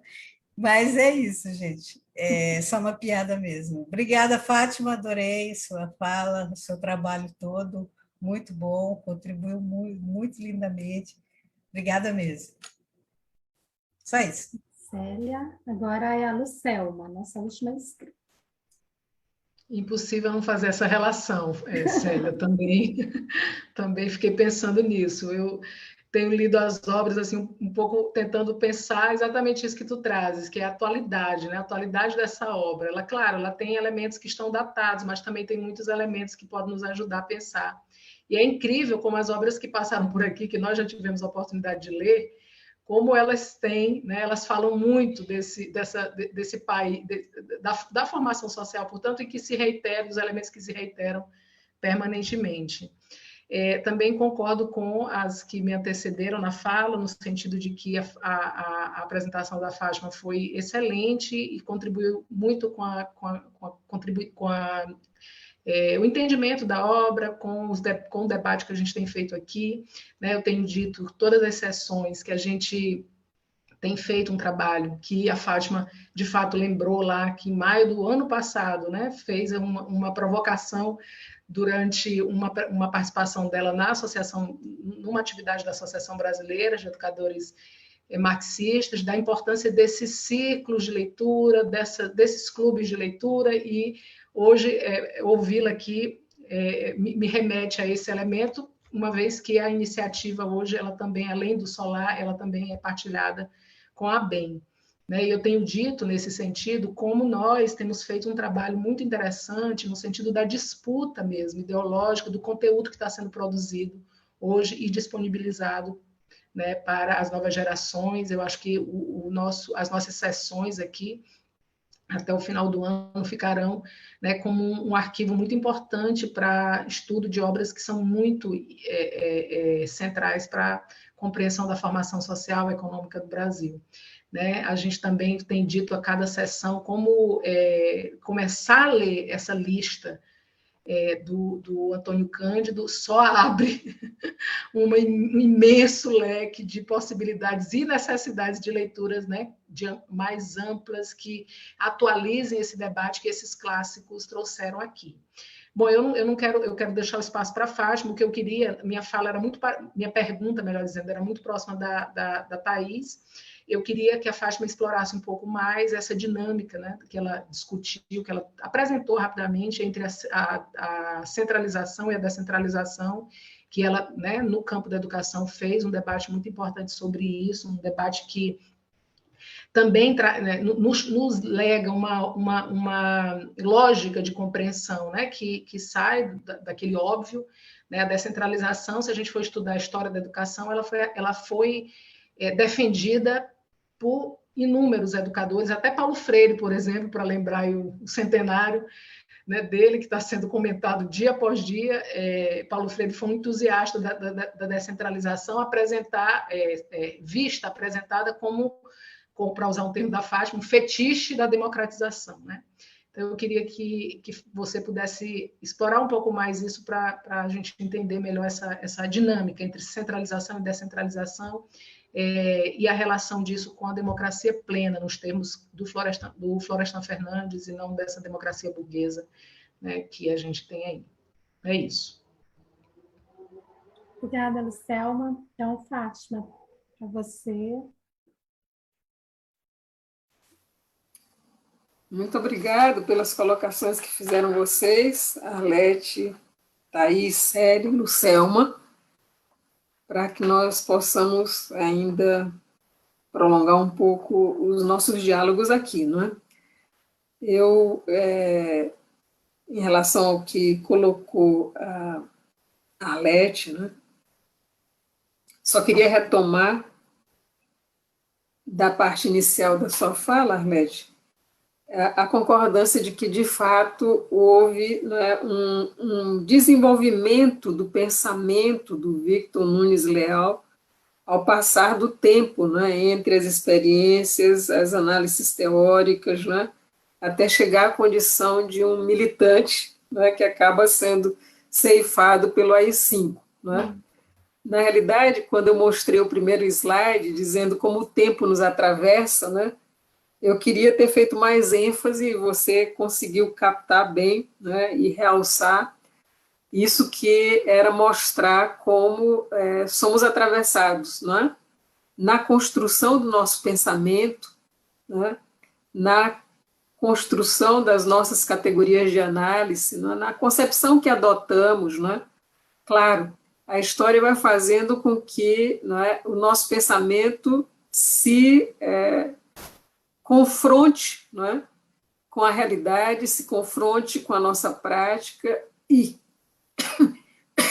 nos favorece, ou no sentido de um avanço, né, e de superações, né, através de novas sínteses, ou, né, também pode ocorrer um retrocesso que nos deixe paralisados, né? No caso do Victor Nunes Leal, ele conseguiu justamente, né, avançar, apesar de ter como marco inicial da sua formação uma visão, não é, mais conservadora dentro da visão do direito, não é, que é o direito, como nós sabemos, que é constituído, não é? No Brasil, a hegemonia, né, do setor jurídico é muito grande no modo de interpretação, né, da própria forma de funcionamento do Estado e na tentativa de nos fazer conformados, né, diante da constatação do modo como se movimenta, né, se movimentam as instâncias, né, do Estado capitalista. Claro, eu compreendo que essa dialética entre o público e o privado, ali naquela forma de análise adotada por ele, era no sentido da defesa de que somente através do avanço da Constituição, né, do Estado, poderia se sair, né, daquela situação mais crítica, né, de prevalência do poder privado representado pelo sistema do coronelismo e suas variações, né, do filhotismo, do patrimonialismo, etc. Né? Mas concordo com você, claro, é somente pela afirmação do poder público que se poderia chegar a uma outra condição, de um outro horizonte. Ocorre que, claro, para o Victor não haveria a necessidade da superação do capitalismo. Para nós, a superação do capitalismo é a única forma possível de se pensar, né, um outro modo de funcionamento de um Estado que seja efetivamente, né, materializado como uma força pública, né, de funcionamento de um Estado que esteja a serviço, né, dos cidadãos, a serviço dos trabalhadores, a serviço do avanço dos projetos de desenvolvimento humano, né? Então, efetivamente, claro, ali era uma constatação de que o público não se afirmara por completo, era ainda frágil, o privado perdia sua robustez, porque pouco a pouco, né, essa estrutura agrária começava também a ter limites diante do processo de industrialização do Brasil, como participação na economia efetiva do país, mas essa relação entre público e privado, né, ela vai se recolocando na história, como está dado nesse momento na história do país. Né? Nós estamos enfrentando, nesse momento, exatamente um modo de apropriação de todas as instâncias públicas pelo setor privado. Né? Seja o setor da saúde, seja o setor da educação, seja o setor da comunicação, seja o setor, né, especificamente da economia, né? O Estado fazendo intervenções para favorecer cada vez mais, né, o setor da economia, leia-se, né, os rentistas, leia-se, né, o capitalismo, né, no setor do agronegócio, enfim. O que nós estamos vendo seria, né, se nós levarmos em conta o pensamento do Nunes Leal, seria justamente um retrocesso no sentido de que se fragiliza, né, muito fortemente nesse momento o poder público e se robustece muito fortemente o poder privado, né, fazendo justamente se colocar sob seu controle as instâncias públicas. É interessante isso, Arlete, porque se nós pensarmos bem é isso. Nós estamos no sentido inverso daquele que foi visto pelo Nunes Leal nos anos 1940. E nós estamos nos anos 20 do século 21. Né? Então, veja, né, nessa trajetória, né, de lá até aqui, nesse percurso, nós tivemos também oscilações. Nós tivemos, né, na transição da ditadura para o regime democrático, um pequeno avanço, depois nós tivemos um grande retrocesso com a introdução de toda a política neoliberal no governo Collor e depois governo FHC, e um certo tipo de trégua, né, para um balanço um pouco mais equilibrado entre poder público e privado nos governos que foram denominados de democráticos populares, né, e depois, né, uma descida veloz, ladeira abaixo, né, depois do golpe da Dilma, no governo Temer, no atual governo, uma apropriação, né, sem precedentes, né, de todos os setores pelo poder privado, né, pelo setor privado. Então, o coronelismo é mesmo um sistema de poder datado, não é? Mas a reprodução da estrutura de poder articulada nas 3 instâncias do Estado, através dos entes federados, não é? Está se colocando exatamente como um sistema que usa, não é, os entes federados, não é, para uma afirmação maior da hegemonia do poder privado. É incrível, mas não é nada surpreendente, porque a gente sabe que o Estado é capitalista. Esse não é um Estado democrático, esse é um Estado capitalista, efetivamente. Então, a nossa contrariedade existe porque a nossa perspectiva é de um outro Estado, né? O nosso desejo é da realização de um outro modo, né, de produção, é um outro modo de organização social e política de um outro Estado, né? Mas, efetivamente, nós estamos, né, nos defrontando com um processo de radicalização da apropriação do poder público pelo poder privado, né? Infelizmente, lamentavelmente, né? Depois de tantas lutas, depois de tantas batalhas, depois de tantos mortos, nas lutas políticas, nas lutas sociais e vítimas da pandemia, né? Thaís, você me pede para falar sobre essa relação, né, entre patrimonialismo, coronelismo, etc. Eu vou tentar ser um pouco mais breve, Thaís, né, para não prolongar mais tanto, que nós já estamos às 21h27, nós perdemos um certo tempo inicial por causa das nossas dificuldades com o sistema, né? Mas, Thaís, vejamos, a municipalização na área da educação deixa muito claro, né, como, não vamos chamar de coronelismo, né, mas como as classes hegemônicas em nível local, elas são classes que se articulam com o poder estadual e com o poder federal, com os governos, né, estadual e federal. Em geral, são classes hegemônicas que são aliadas, são sócias entre si, né? São classes que estão, né, no país, ocupando o Estado em seus 3 níveis de atuação nos entes federados, desde o poder local até o poder central, né? Leia-se, por exemplo, aí no caso do Estado do Paraná, né, o que está acontecendo agora em termos do Ministério da Educação, né?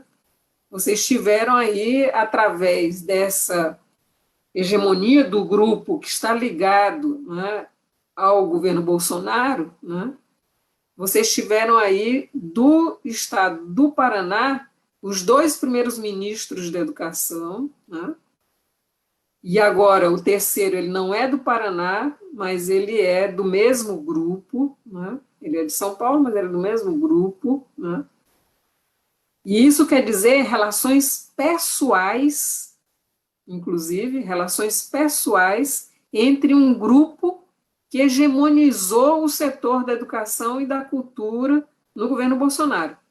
Veja bem, são pessoas que estão diretamente ligadas ao setor privado na área da educação, que trabalham em universidades privadas, que têm organizações responsáveis por consultorias, as secretarias de educação, né? Então, toda a municipalização que poderia significar favorecer o controle dos cidadãos sobre o Estado, ali representado pelas prefeituras e administrações municipais, é praticamente, né, um esforço em vão. O exercício de tentar controlar a instância local ainda não nos permite dizer que esse processo de descentralização promove avanços na democratização do poder na área da educação. E eu diria que também nas outras áreas é a mesma coisa. É a mesma coisa. Passa por articulações dos grupos políticos que se derivam das classes hegemônicas, que são as praticamente mesmas classes hegemônicas, isso é triste demais, né? Que produzem e reproduzem dinastias, entre aspas, né? Em todos os estados brasileiros. A experiência que nós temos aqui é do que foi, né? Entre aspas, a dinastia da família Sarney, né? No Paraná, vocês têm um grupo mais variado, né? Mas não esqueçamos que o Moro é da cidade de Maringá, né? De Maringá ou de Londrina, você pode me corrigir, Thaís. Mas, da minha cidade, Maringá. Da minha cidade. Maringá está na CPI, Maringá está na CPI, Ricardo Barros. Isso, é todo um grupo, né? Um grupo articulado, né? Que constitui justamente uma hegemonia, tanto em nível federal, como estadual, como municipal. Não vai ninguém ocupar cargo na Secretaria de Educação do município de Maringá se não estiver alinhado a esse grupo, ao bloco que está no poder, que é o bloco dos bolsonaristas, né? Não tem jeito. E aí, a apropriação que eles fazem dos recursos públicos digamos assim, um resquício de uma forma patrimonialista, né? Porque é justamente tudo que tem sido feito. A nossa indignação, ela não cessa de se manifestar dentro de nós, e quando nós podemos gritar, entendeu, nas ruas, nas manifestações públicas, porque é indecente, né? É absolutamente imoral o modo como é apropriado o recurso público e não aplicado, por exemplo, no município que eu nasci, aqui no Maranhão, Thaís, que se chama Caxias, que é a terceira cidade no estado do Maranhão, né, considerada a terceira de maior população, de atividade econômica, etc., o prefeito não repassou a sobra do Fundeb nem para fazer o abono anual para os professores, nem para pagar o atrasado dos contratados, e apesar de um sindicato muito combativo existir lá, um sindicato muito combativo mesmo, que não para de fazer ações políticas e ações no judiciário, nada acontece. Nada acontece. E, claro, né, esse dinheiro não aparece, esse dinheiro sumiu, certo? E quem vai fazer o julgamento do prefeito, não saberemos quem fará, talvez ninguém faça, porque as denúncias batem no judiciário e desaparecem. Os processos são todos engavetados, né? Então, veja, esse sistema, né, ele não vai ser mais denominado de coronelismo, né, mas ele vai ser denominado como um bloco de poder hegemônico, né, das classes hegemônicas dominantes associadas, que tem uma verdadeira estrutura de poder que vem se articulando no nível federal, estadual e municipal, né? Então, isso é terrível. E o que eu fiz na minha tese, Thaís, foi justamente discutir e vou falando rapidamente para a Lucelma, né, e para a Célia também, foi discutir que, historicamente, a municipalização, quando ela aconteceu no Brasil, a municipalização do ensino fundamental, que foi durante a ditadura militar, né, através da Lei 5.692/71, essa municipalização, ela fez justamente aquilo que não aconteceu em muitos países da América Latina. Foi no sentido contrário, porque a maioria dos países da América Latina tinham constituído um sistema nacional de educação. No Brasil, nós nunca conseguimos constituir um sistema nacional de educação, certo? Desde o ato do Dom Pedro, lá, o ato adicional 1824, que tudo foi descentralizado, né, para as províncias, né, para as municipalidades, e de lá para cá nós nunca conseguimos construir um sistema nacional de educação como foi construído, por exemplo, na Argentina, como foi construído no México, foi no Chile também, certo? Que começa fazendo o quê? Colocando sob o controle do governo central o ensino fundamental, para garantir que a maioria da população que vai ter acesso, provavelmente, né, apenas para o ensino fundamental, né, vai ter, pelo menos dentro de um sistema que está assegurado em nível nacional, né, e que não fica ao sabor da luta política entre, né, os adversários locais, prejudicando completamente assegurar o direito à educação para a educação infantil e ensino fundamental. Veja, quando foi colocado para os municípios a competência de oferecer educação infantil e ensino fundamental, os municípios não tinham recursos, os governos militares, eles tiveram justamente, né, a ação nefasta, e não podia ser diferente, né, senão não seriam eles, né, a ação nefasta de colocar o ensino fundamental sob a responsabilidade do município, sem recurso, e colocar o ensino superior sob controle do governo federal, óbvio, para fazer o que fizeram nas universidades, não é? Então, nem o ensino fundamental pôde se desenvolver com qualidade, e veja que foi muito tardia a universalização da educação, né?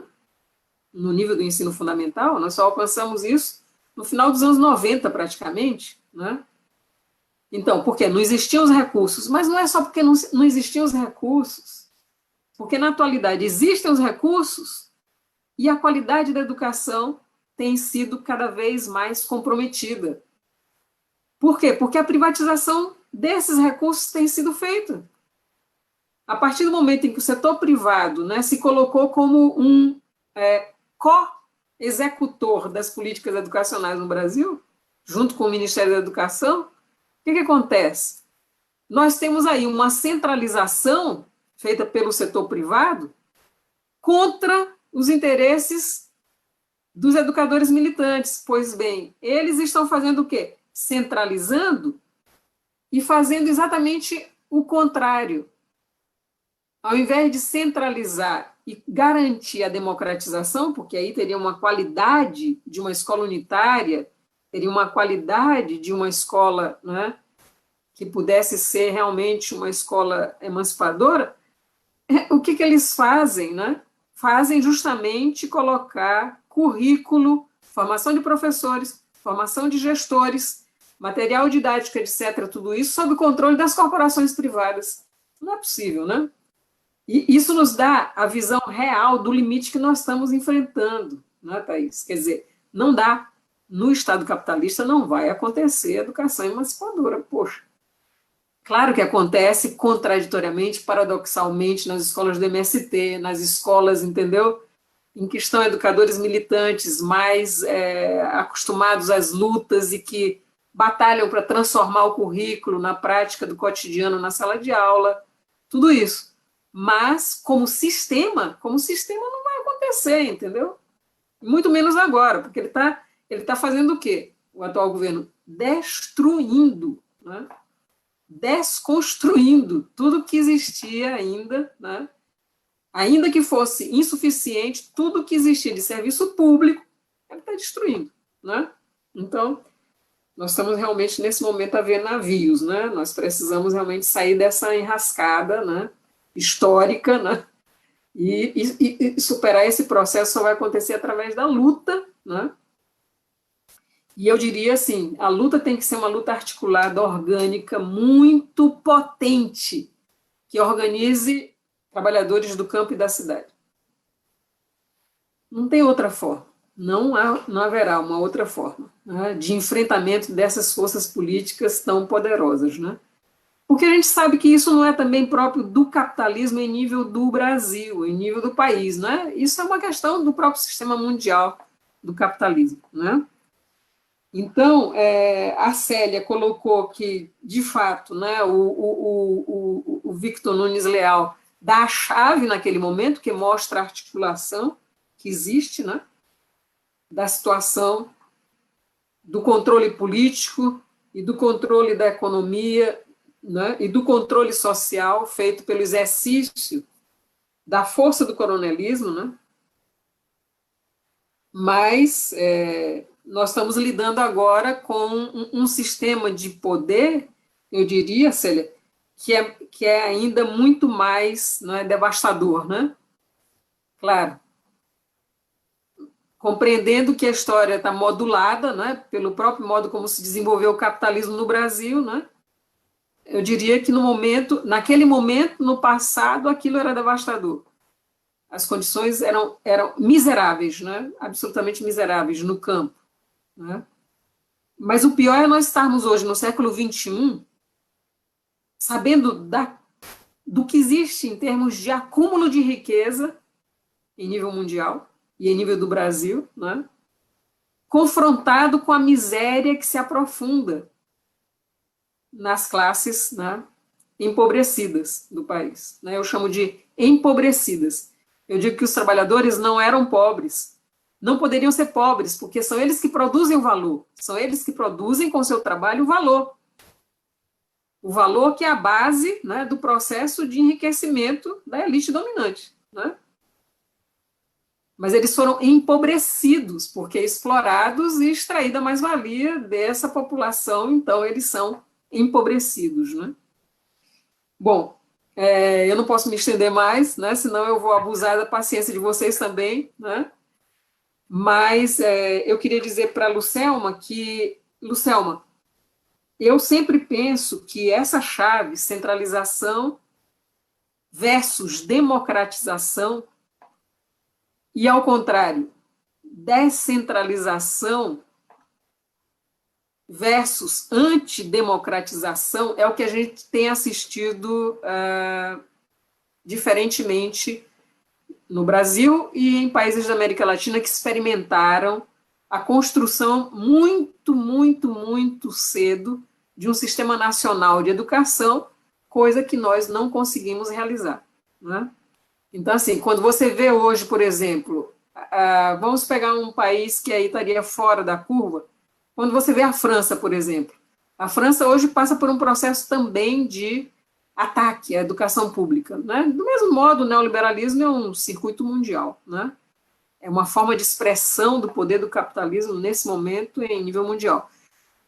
A França, que vê sua escola pública também atacada, ela vê a escola pública atacada, mas depois de séculos em que estava consolidada uma escola pública e um sistema nacional de educação. No nosso caso, como capitalismo periférico, etc. e tal, nós nem chegamos a constituir uma escola pública de qualidade, nem um sistema nacional de educação.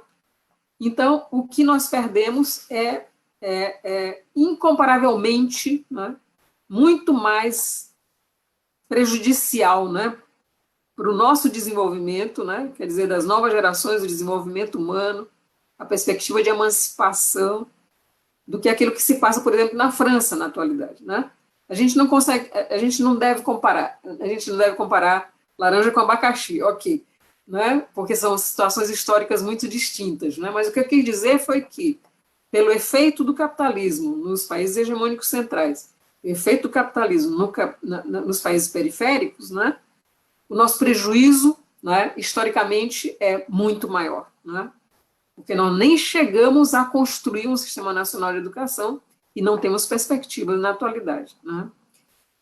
Então, Lucelma, assim, centralizar, né, se eu considerar que é um governo socialista, centralizar, para mim, significa democratizar.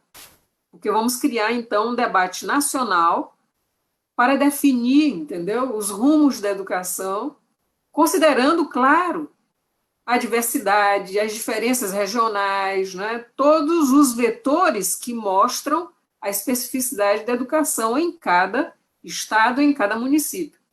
Mas, né, centralizar num país capitalista significa tornar cada vez mais antidemocrático o sistema.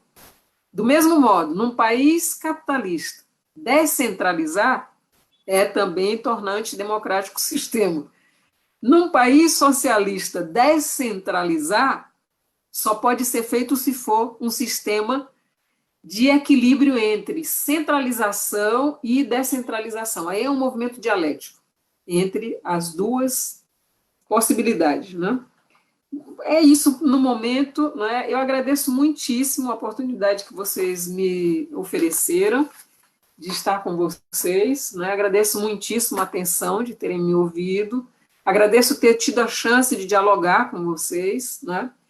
E volto para uma coisa que eu esqueci, sim, Arlete, é verdade, o coronel era muito mais do que aquele exercício, né, do poder e da violência, porque ele também fazia o papel de quem, né, era solidário, né, era humanitário, né, com os desvalidos, né, que estavam ali em torno do seu latifúndio, né?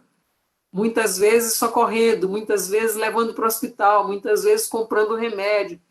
E, de todo modo, paradoxalmente, se aprofundava, né, a escravização de todos eles, né, ao seu domínio. Né? É isso. Ok, muito obrigada. Uma boa noite para todos vocês. Muita saúde para todos e suas famílias, né? E que nós possamos superar essa crise e voltar realmente a construir, né, um projeto de emancipação para o Brasil. É a regra das nossas elites, né, que acham confortável no papel do benfeitor, né, do caridoso, mas acham absolutamente insuportável qualquer apelo no sentido mais de uma igualdade ou de uma justiça. Enfim, quero agradecer muitíssimo, Fátima, foi excelente a tua participação, a tua contribuição aqui para o Clube de Leitura. Quero agradecer aos outros participantes, tanto nós que estamos aqui nesse circuito, como também o pessoal que está acompanhando pelo Facebook, dizer que o clube ainda terá este ano, né, novas rodadas de debate. Quero fortalecer o convite para todo mundo e, na mesma linha aí que você encerrou, desejar, né, boa noite, boa sorte, né, muita otimismo, esperança e disposição, né, muita garra para a gente enfrentar os desafios que a conjuntura nos apresenta e que possamos vencer. Então, agradeço a todos e a gente encerra mais essa sessão do nosso clube de leitura. Boa noite. Valeu, Fátima, adorei. Tchau. Muito bom.